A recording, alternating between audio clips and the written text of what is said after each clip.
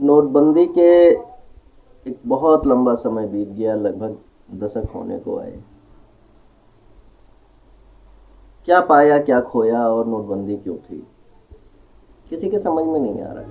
आज भी नहीं समझ में आ रहा है।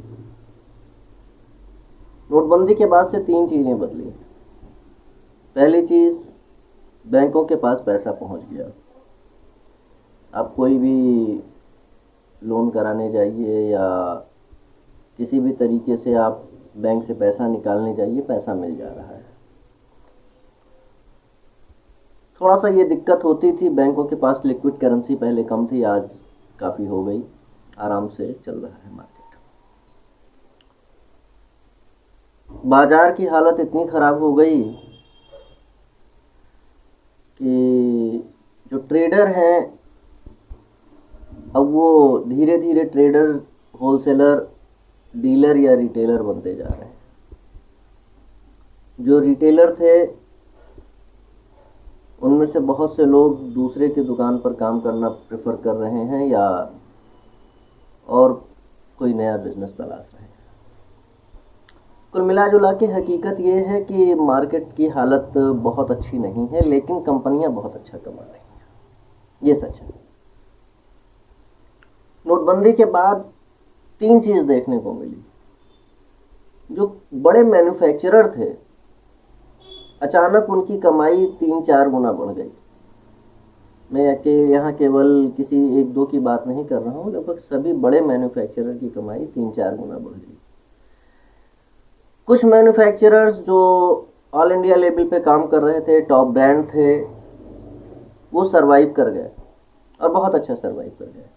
लेकिन जो छोटे व्यापार स्तर के मैन्युफैक्चरर थे, जो ज़िले में सप्लाई देते थे या तहसील तक, या सॉरी मान लीजिए जैसे एक मंडल तक सप्लाई देते थे, कोई पाइप बना रहा था तो कोई आटा बना रहा था, बहुतों की हालत ख़राब हो गई। कई कंपनियां बंद भी हो गई, कई मैन्युफैक्चरर्स ताला लगा लिए। क्यों लगा ऐसा? क्या थी इनसाइड स्टोरी नोटबंदी की? बड़ी ज़बरदस्त कहानी है। जैसा कि मैंने महसूस किया, मैंने निकाला, हो सकता है ये एकदम गलत हो, मैं ये नहीं कह रहा कि ये सच है, लेकिन ये है कि ये जिन हालातों, जिन सर्कमस्टेंसेस को मैंने ध्यान में रखा और निकाला, उसके हिसाब से ये बिल्कुल सही है। बाकी इसका विश्लेषण आप अपने बुद्धि और विवेक से कीजिए, अपने हालात से कीजिएगा। कहानी शुरू होती है 2012 में। उसके पहले ही चले आइए। एक समय था जब भारत में एफडीआई को न्योता दिया गया। वित्त मंत्री थे मनमोहन सिंह और प्रधानमंत्री थे पीवी नरसिम्हा राव। नरसिम्हा राव ने एफडीआई को न्योता देने की बात एक्सेप्ट की और देश में 27% एफडीआई लागू हो गई। इससे क्या हुआ? इससे ये हुआ कि विदेश की टेक्नोलॉजी भारत में आई और भारतीय जो वर्क एफिशिएंसी थी वो एकाएक बूम कर गई। मार्केट तेजी से दौड़ने लगा। हीरो होंडा के साथ मिलकर हीरो होंडा आने लगी, अच्छी एफिशिएंसी की, और तमाम क्षेत्र में टेक्नोलॉजी आने से बहुत तेज ग्रोथ हुआ। स्थिति ये हो गई कि 2.5-3 साल 4 साल के अंदर धन दोगुना होने लगा। किसान विकास पत्र भी 5.5 साल में धन दोगुना कर देता था, पोस्ट ऑफिस भी। ये रफ्तार थी देश की विकास के 27% एफडीआई के बाद। लेकिन कहीं ना कहीं इस एफडीआई के आने का एक नुकसान ये हुआ कि जो भारत की टॉप ब्रांड थे, जैसे उस समय लिम्का, कोका कोला, गोल्ड स्पार्ट जैसे बीवरेज चलते थे, वो बहुत बड़ी कंपनियों के आने के बाद या तो उनके सामने उन बड़ी कंपनियों के साथ मिलकर काम करना था, या उन्हें अपनी कंपनी बेचना था, या उन्हें मार्केट से ख़त्म हो जाना था। लिम्का और थम्सअप कोका कोला या पेप्सी के साथ जुड़ गए, लेकिन गोल्ड स्पार्ट किसी के साथ नहीं गया और मार्केट से ख़त्म हो गया। ये दुर्भाग्य भी था और ये शायद नहीं होना चाहिए था, लेकिन हो गया। इसके बाद कहानी और तेज़ी से चेंज हुई। देश में स्वदेशी जागरण यात्राएं लगी। बहुत से जगह स्वदेशी स्वदेशी की बात हुई और स्वदेशी के इस आंदोलन ने इतना प्रभाव डाला कि 96 में कांग्रेस की सरकार चली गई। अटल बिहारी वाजपेयी भारत के प्रधानमंत्री बने। नारा था स्वदेशी का, लेकिन सत्ता में आने के बाद जो एफडीआई 27% थी वो 50% हो गई। मतलब अब विदेशी निवेश और आएगा। मैं ये नहीं कहता कि इसके पीछे की क्या कहानी रही होगी, लेकिन इतना तो तय है कि जब अभी तक 27% आ रहा था तो देश इतनी तेज़ी से आगे बढ़ रहा था, देश में टेक्नोलॉजी आ रही थी, उद्योग बढ़ रहे थे, लेकिन जब 50% आया तो उसका बेटर ये रहा कि अब मुनाफे का भी एक बहुत बड़ा हिस्सा विदेश जाने लगा। विदेशी मुद्रा भंडार बढ़ तो रहा था, देश ग्रोथ भी कर रहा था, लेकिन कहीं ना कहीं 50% एफडीआई उतनी तेज़ी से डेवलप करने में दिक्कत करने लगा। जो धन 5.5 साल में धन दोगुना हो जाता था, अब वो 7-8 साल लगने लगे। मतलब साफ है कहीं ना कहीं कुछ तो बातें बढ़ी। सरकार चली, फिर इसके बाद परमाणु परीक्षण हुआ, कई सैंक्शंस लगे देश पर। अटल बिहारी वाजपेयी जी की सरकार गई, कांग्रेस आई दोबारा, लेकिन इस 50% एफडीआई से छेड़खानी किसी ने नहीं की। ये चलता रहा, देश फिर भी ग्रोथ करता गया। और अब फॉरेन कंट्रीज, फॉरेन कंपनियां ये मान के बैठी थी कि उन्हें हिंदुस्तान का पूरा बाजार चाहिए, 100% एफडीआई। रीजन, हम आएंगे, पैसा लगाएंगे, माल बनाएंगे, माल बेचेंगे और मुनाफा अपना लेके जाएंगे। यहाँ के मैन्युफैक्चरर क्या करेंगे? यहाँ के मैन्युफैक्चरर की हालत खराब हो जाएगी। देश आगे बढ़ रहा था, अच्छे से चल रहा था, कुछ परेशानियां भी थी। इसी बीच 2008 की भयानक मंदी आई, पूरी दुनिया में मंदी आई। भारत उस मंदी से तो उबर गया, 9, 10, 11, 12, लेकिन 100% एफडीआई का सपना विदेशियों का पूरा नहीं हो रहा था। 100% एफडीआई को आप ऐसे समझ लीजिए कि जैसे आपके मोहल्ले में कई दुकानें छोटी छोटी हों और एक बाहर से बहुत बड़ा व्यापारी आए और एक बड़ी दुकान, शॉपिंग मॉल डाल दे कि अब सब कुछ हमारे यहाँ सस्ता मिलेगा। और मिले भी तो लोगों को तो फ़ायदा दिख रहा है, सस्ता मिल रहा है, लेकिन जो लोगों से जुड़े छोटे छोटे व्यापारी हैं उनकी क्या होगी? जिस एरिया में एक बहुत बड़ा शॉपिंग मॉल खुल जाता है सस्ते रेट का, उसके अगल बगल के व्यापारियों की क्या हालत होती है ये कहने की ज़रूरत नहीं है, आप सब समझते हैं। यही एफडीआई का काला सच है। फिर 2013 एक बड़ा आंदोलन जन्म लेता है भ्रष्टाचार के खिलाफ, लोकपाल आंदोलन। तमाम घोटाले गिनाए गए, 2G घोटाला, 3G घोटाला और कॉमनवेल्थ घोटाला। घोटालों की इतनी लिस्ट लगी कि जैसे देश को लगा कि देश को सरकारों ने लूट लिया है। ये अलग बात है कि ये पैसे आज तक रिकवर नहीं हो पाए, और ये भी नहीं पता चल रहा है कि बहुत से इसमें घोटाले तो ऐसे थे जो हुए ही नहीं थे। लेकिन ये हंगामा बहुत तेज बरपा। क्यों बरपा ये कहने, समझने और समझने की बात है, आप लोग खुद समझ लीजिए, मुझे कहने की जरूरत नहीं। देश परिवर्तन चाहने लगा। याद रखिए, देश में परिवर्तन हमेशा और हमेशा सिर्फ एक वजह से होता है, और वो है पैसे की उपलब्धता, ग्रोथ। बाकी धर्म, जात या आरक्षण ये सब सेकेंडरी चीज़ है, ये सब कुछ दम दिलासा इसमें नहीं है। सिर्फ एक चीज़ में दम दिलासा है कि लोगों की जेब में पैसा कितना पहुंच रहा है। आप कुछ भी कीजिए, लोगों की जेब में पैसा पहुंचा दीजिए, उन्हें सब कुछ समझ में आएगा। और लोगों की जेब से पैसा निकलना शुरू हो जाए, न निकलने पाए, आप ऐसा कुछ कर दीजिए उनके जेब में पैसा ना पहुंचे और उन्हें ये महसूस हो जाए कि उनका पैसा कोई दूसरा ले जा रहा है, तो बस पब्लिक आपको हटा देगी। आगे बढ़ा खेल। उस दौरान एक चीज़ और कायदे से क्लियर हुई कि जो मैन्युफैक्चरर थे वो अपना सामान डायरेक्ट नहीं बेचते थे, बल्कि वो ट्रेडर के थ्रू बेचते थे। मान लीजिए एक सामान की MRP 100 रुपये है, कस्टमर को वो 80 रुपये में मिल जाता था, लेकिन जो मैन्युफैक्चरर बनाता था वो लगभग 30 रुपये में बनाता था, और 30 रुपये में बनाने के बाद वो ट्रेडर को देता था ज़्यादा से ज़्यादा 8-10%, यानी 32-33 रुपये में उसे देना पड़ जाता था। अब ट्रेडर यहाँ से शुरू होता था खेल। ट्रेडर 32-33 रुपये का सामान लेकर 80 रुपये के फाइनल रेट तक पहुँचा निकलता था ये रिटेलर तक। तो बीच का एक बहुत बड़ा गैप था। तमाम बड़ी कंपनियां, तमाम बड़े मैन्युफैक्चरर्स इस चीज़ से बहुत परेशान थे। अच्छा, कानून भी ऐसा था कि आप सीधे बना के खुद नहीं बेच सकते थे। अब स्थिति बदली, लेके गए आगे, धीरे धीरे धीरे धीरे बढ़ने लगा खेल।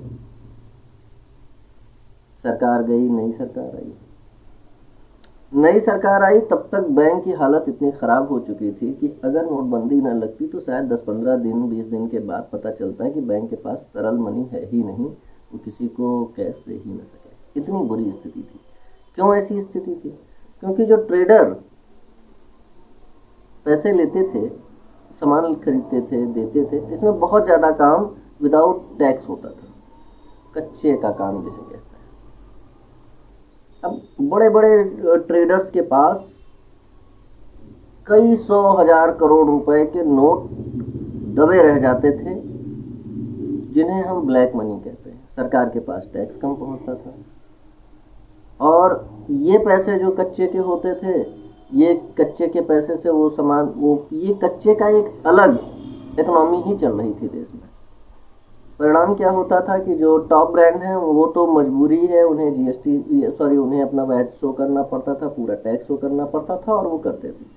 लेकिन ये जो छोटे मैन्युफैक्चरर थे, तहसील लेवल, जिला लेवल या मंडल लेवल के, ये काफ़ी हद तक काम कच्चे का करते थे, बिना पक्के के बिल का। तो इससे जो टैक्स में छूट इनको 12-14% मिल जा रही थी, जो टैक्स नहीं देना पड़ता था 12-14%, वो इनका एक्स्ट्रा मार्जिन होता था। इनकी लागत कम पड़ रही थी। अब कम लागत का माल ये जब मार्केट में डालते थे तो ब्रांड से सस्ता होता था, और इनकी भी इकोनॉमी बहुत तेज चल रही थी, मार्केट में सरवाइव कर रहे थे। फिर जब नोटबंदी की बात आई कि चलो ठीक है, अब नोटबंदी करते हैं जिससे बैंकों की स्थिति सुधर जाएगी। सरकार ने बड़े नोट बंद कर दिए। उस समय ट्रेडर्स को ये लगा कि हमारे पैसे रखे रखे खराब हो जाएंगे। कुछ पैसे तो बैंक में पहुंचे, कुछ पैसे व्यापारियों के पास पहुंचे, जिससे कि वो उसका माल भर सके। ध्यान दीजिएगा, आप अगर ट्रेडर होंगे तो उस दौरान हुआ क्या क्या था। हुआ ये कि जितने भी गोदाम थे, जितनी भी दुकानें थी, नोटबंदी के दौरान सारी भर दी गई। लोगों ने खुद भरा, सारे व्यापारियों ने भरा और गले तक भर लिया। मार्केट इतनी तेजी में रहा जितनी तेजी में आज तक के इतिहास में कभी नहीं गया। क्यों? क्योंकि हर कोई खरीदता जाता रहा था। मार्केट में सेल हो ना हो, लेकिन गोदाम पूरा फुल होना चाहिए था। एक एक व्यापारी के सारे जो प्रोडक्ट गोडाउन में हो सकते थे या जैसे भी हो सकते थे, वो भरने जाने लगे। इसका व्यापारियों ने इस तेजी को देखा तो फिर तुरंत कीमत बढ़ना शुरू हुई। सीधी सी बात है, डिमांड सप्लाई का सिस्टम चलता है। जब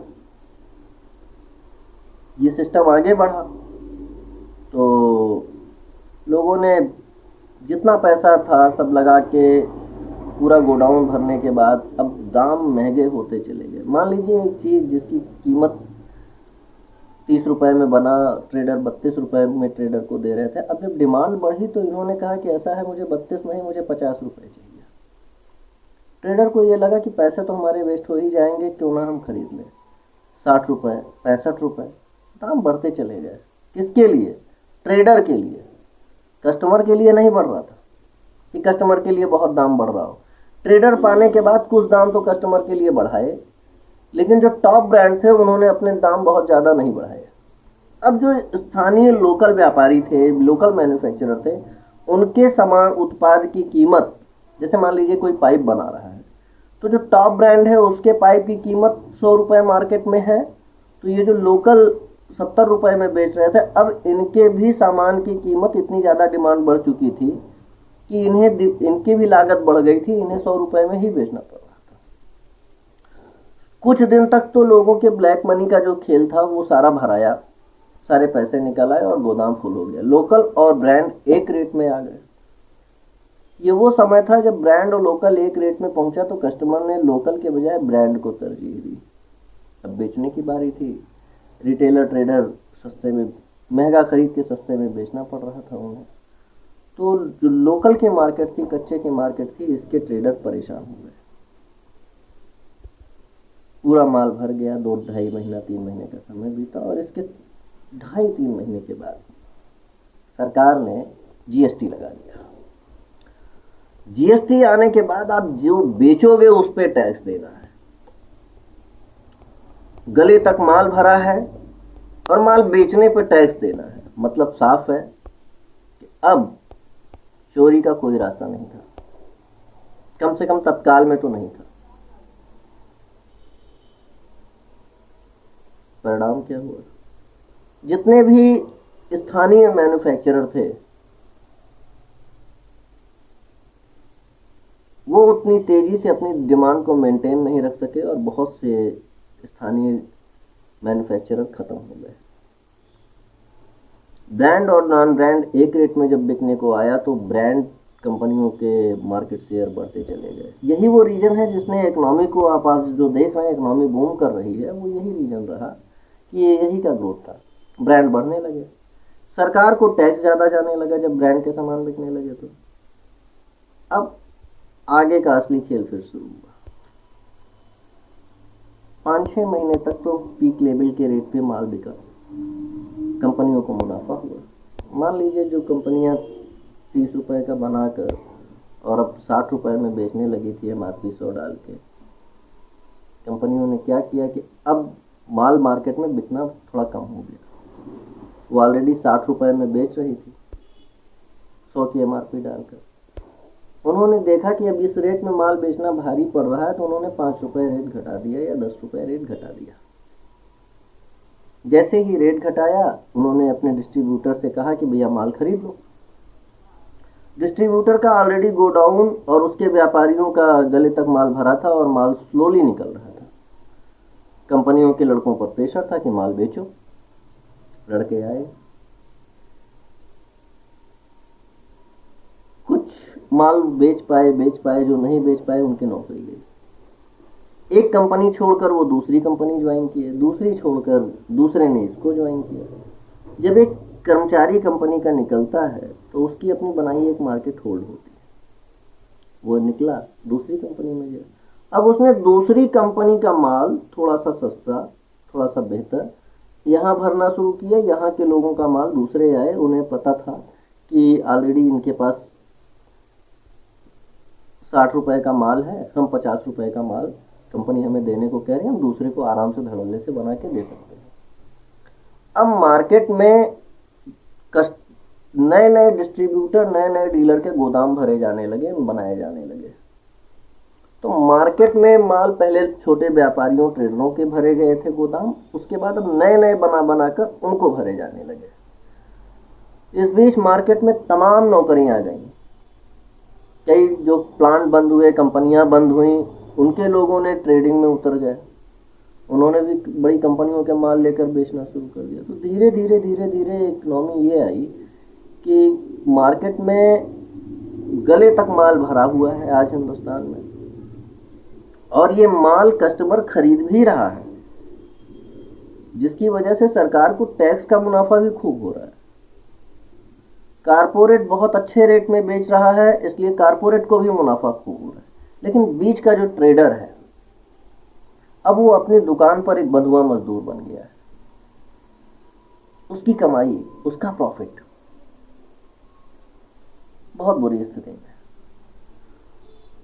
वास्तव में नोटबंदी का यही असली मकसद भी था।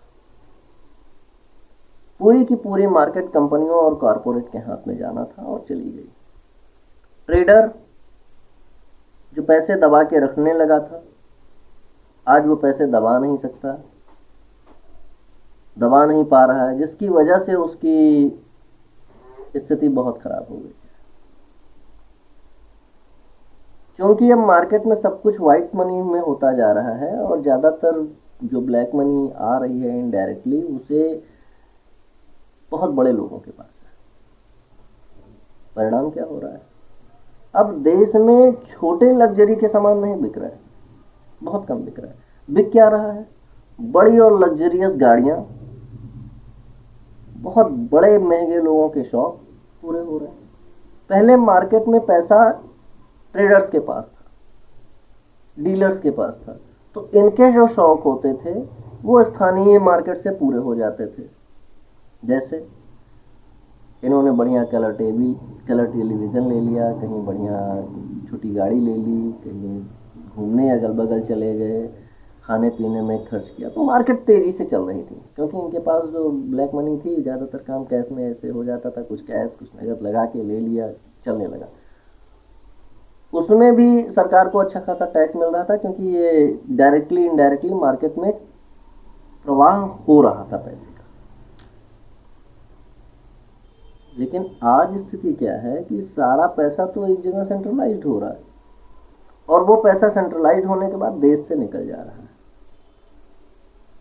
तो यही रीजन है कि जब देश से पैसा निकल जा रहा है, ज़्यादा से ज़्यादा पैसा बाहर विदेशों में जा रहा है, निकल के जा रहा है, तो मनी वैल्यू तो डिक्रीज होनी ही थी। रुपया लगातार गिरता जा रहा है और गिरता रहेगा। अब ऐसी स्थिति में करना क्या चाहिए, एक नए कानून की जरूरत है। वो कानून जो स्थानीय व्यापारियों को टैक्स छूट दे। नंबर 1, जैसे अगर कोई मान लीजिए कि एक तहसील में या एक मंडल में कोई एक व्यापारी काम कर रहा है, तो वो अपने मंडल में अगर सामान बेचता है तो उसके ऊपर 10% टैक्स, और अगर वो अपने मंडल को क्रॉस करके डिस्ट्रिक्ट में देता है तो 12%, सॉरी स्टेट में देता है तो 12%, और स्टेट से निकल के अगर वो ऑल इंडिया लेवल पे बेच रहा है तो 14%, और अगर फॉरेन निर्यात कर रहा है वो अपने यहाँ के सामान को, तो अकॉर्डिंग फॉरेन मार्केट कैप्चराइजेशन एक बेहतर रेट उसे दिया जा सकता है। इसका फायदा क्या होगा, फायदा ये होगा कि हमारे स्थानीय व्यापारी आगे बढ़ेंगे। स्थानीय व्यापारी आगे बढ़ेंगे तो क्या फायदा है, तो जो रोजगार है वो आगे बढ़ेगा, और कैश का जो सेंट्रलाइजेशन है वो नहीं हो पाएगा। कैश मार्केट में फैलेगा, और जितना ज़्यादा कैश मार्केट में डिस्ट्रीब्यूट होगा उतना ही हैप्पीनेस इंडेक्स में देश आगे तरक्की करेगा। गलत कौन है सही कौन है इस पे बात करने की ज़रूरत नहीं, ज़रूरत इस बात पे है कि इस समस्या का समाधान क्या होना चाहिए। मुझे तो ये समाधान लग रहा है। दूसरी चीज़, छोटे व्यापारियों और डीलरों को कुछ छूट और मिलनी चाहिए, जैसे बिजली की छूट। एक कमर्शियल मीटर क्यों चाहिए भाई एक डीलर या रिटेलर से आपको कमर्शियल रेट? सरकार को हर व्यक्ति ने अपने हिस्से के संसाधन दे रखे हैं, बदले में सरकार उन्हें क्या दे रही है? कुछ नहीं। औसत उठा के देखें तो आज सरकार हर व्यक्ति की हर महीने 12,000 रुपए की देनदार है, बिना टैक्स के। टैक्स उस सरकार के, जैसे हम मोरंग खरीदते हैं तो मोरंग किसका है? ये हमारे देश की जनता का है, जिसे सरकार को दिया है। आज अगर हम 5-6 हज़ार रुपए ट्राली मोरंग खरीद रहे हैं तो इसका मतलब ये पैसा सरकार को कहाँ जा रहा है? सरकार अगर इसमें अच्छा खासा पैसा ले रही है, अच्छे खासे तरीके से आगे बढ़ा रही है, तो हमारे संसाधनों में हमारा हिस्सा कहाँ गया? वही तो हमारे हिस्से हैं ना। बाबा दादा ने अगर बांध बनवाने के लिए जी तोड़ मेहनत करके टैक्स दिया और बांध बन गया, तो उस बांध का प्रॉफिट हमें मिलना चाहिए या कुछ केवल कारपोरेट को मिलना चाहिए? मिलना चाहिए ना जनता को। इसलिए ये जो कमर्शियल मीटर चला रहे हैं, कमर्शियल रेट बिजली, इसे तत्काल खत्म, ये अवैधानिक है, इसे तत्काल रूप से खत्म करें। और जो भी दुकान खुल रही है, जो लोग स्वतः रोजगार करके देश में आगे बढ़ना चाह रहे हैं, उन्हें सब्सिडाइज्ड रेट पे बिजली दीजिए। एक बार की घरेलू कनेक्शन थोड़ा सा महंगा हो, समझ में आ सकता है, लेकिन उद्योग के लिए या जो ये ट्रेडर वगैरह है, इनके लिए जो बिजली आ रही है तो सस्ती आनी चाहिए। इसी तरीके से और भी तरीके से स्थानीय मार्केट को छूट मिलनी चाहिए, तब जाके एक स्थानीय मार्केट सरवाइव करेगा और देश सरवाइव करेगा। हो सकता है मेरी बातें कुछ गलत हों, लेकिन जो मेरे दिमाग में आया, जो मैंने एनालिसिस किया, वो मैंने आपके सामने रखा। आप भी सोचिए ऐसा होना चाहिए या नहीं। धन्यवाद।